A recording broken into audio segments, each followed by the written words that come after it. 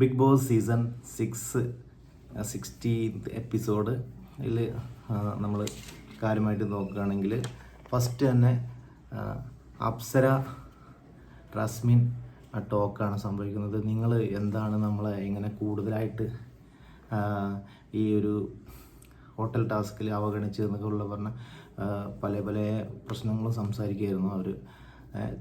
റസ്മിൻ അങ്ങനെ കൂടുതലായിട്ടുള്ള സംസാരങ്ങളൊന്നും സംസാരിച്ചിട്ടില്ല. അവർ വളരെ നോർമലായിട്ട് ഒക്കെ കേട്ട് എല്ലായിരുന്നു. ഇവൾ കുറേ കുറ്റപ്പെടുത്തി, നിങ്ങൾ ആ ടാസ്ക് അങ്ങനെ ആക്കി ഇങ്ങനെ ആക്കി. അവൾക്ക് ഒരുപാട് പെർഫോമൻസ് ചെയ്യാനുള്ള ഇതൊക്കെ ഉണ്ടായിരുന്നു. അപ്സര ഒരു ആർട്ടിസ്റ്റൊക്കെ അല്ലേ, അപ്പോൾ അതുകൊണ്ട് അവർക്ക് ഒരുപാട് പെർഫോമൻസും കാര്യങ്ങളൊക്കെ നടത്താൻ ഉള്ള ഒരു അവസരമായിരുന്നു. അതൊക്കെ നിങ്ങൾ വെറുതെ ഇത് ചെറിയ ചെറിയ കാര്യങ്ങൾ പറഞ്ഞ് അതൊക്കെ ഒരു അവഗണിച്ചു എന്നാണ് പറയുന്നത്. പിന്നീട് എന്താണ് സംഭവിക്കുന്നത് എന്താ വെച്ചാൽ, ഡയമണ്ട് സൂക്ഷിക്കുന്നത് ജിൻഡോ ആണ്. ജിൻഡോനെയാണ് അത് ഏൽപ്പിച്ചിട്ടുള്ളത്. ജിൻഡോ ആണ് ഫുൾ ടൈം ഡയമണ്ട് സൂക്ഷിക്കുക എന്നുള്ള ഇതിലൊക്കെ വന്നത്. പക്ഷെ അത് മോഷ്ടിക്കാനൊക്കെ വേണ്ടിയിട്ടൊക്കെ പല ശ്രമങ്ങളൊക്കെ നടക്കുന്നുണ്ട്. പക്ഷെ അതൊന്നും വിജയിക്കുന്നൊന്നുമില്ല. പിന്നെ എടുത്തു പറയേണ്ടത്, ശ്രീരേഖ അഭിനയിച്ച ആ സെക്യൂരിറ്റീൻ്റെ റോള് വളരെയധികം പ്രശംസിക്കപ്പെട്ടിട്ടുണ്ട്. വലിയ കൊമ്പമീശയൊക്കെ വെച്ചിട്ടുള്ള ഒരു ഇതായിരുന്നു.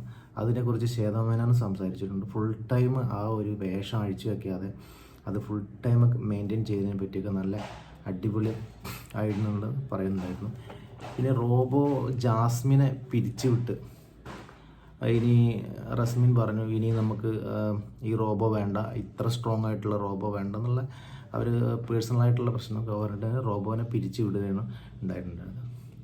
പിന്നെ ശ്രീതു ആണ് ഈ ഡയമണ്ട് സൂക്ഷിക്കുന്ന ഒരു ജോലി ആയിട്ടുണ്ടായി. പിന്നെ അത് എല്ലാവരും കൂടി വന്നൊരു മൽപ്പിടുത്തൊക്കെ നടത്തി. നോറ എന്തോ ഒരു ചെറിയൊരു ഇത് പൊട്ടിക്കുക അങ്ങനെ എന്തൊക്കെ ഉണ്ടായിട്ടുണ്ടായിരുന്നു.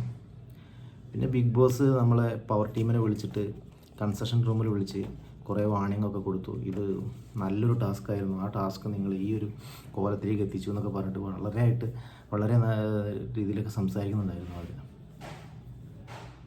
പിന്നെ ഈ ടണൽ ടീം ഔട്ടായി ഇതിൽ അവർക്ക് ഭയങ്കരമായിട്ട് ഔട്ടായി എന്നുള്ളതിൽ അവർ ഒരു ചെറിയ ചെറിയ മോഷണങ്ങളും കാര്യങ്ങളൊക്കെ ഇതിൻ്റെ ഇടയിൽ കൂടെ നടത്തുന്നുണ്ടായിരുന്നു. പല പല മോഷണങ്ങളും കാര്യങ്ങളൊക്കെ നടത്തുന്നുണ്ടായിരുന്നു. അതങ്ങനെ ഒരു ശ്വേതാമേനോന് പിന്നെ ബിഗ് ബോസ് പറഞ്ഞു, നിങ്ങളുടെ കയ്യിൽ കോയിൻസ് അങ്ങനെ ഉണ്ടെങ്കിൽ ഇനി കൊടുക്കാൻ ബാക്കിയുണ്ടെങ്കിൽ അത് കൊടുക്കാമെന്നൊക്കെയുള്ള രീതിയിൽ പറഞ്ഞു. അങ്ങനെ അത് എല്ലാവർക്കും കൊടുത്തു.